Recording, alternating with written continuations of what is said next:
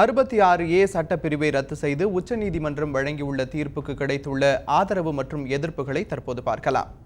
வலை பின்னூட்டம் ஒரு இந்த இந்த விளைவுகளை ஏற்படுத்துமையானால் அவர்களுக்கு 3 ஆண்டுகள் சிறை தண்டனை கொடுக்கக்கூடிய கொடுமையான சட்ட சரத்துகள் இருந்தது. இது பார்த்திருப்பீங்க. பாம்பேல இதுக்கு முன்னாடி ஒரு 2 கல்லூரி மாணவர்கள் கைது செய்யப்பட்டிருக்கிறார்கள். சென்ற வாரம் ஒரு பள்ளி மாணவன் இந்த சட்டத்தில் கைது செய்யப்பட்டிருக்கிறார்.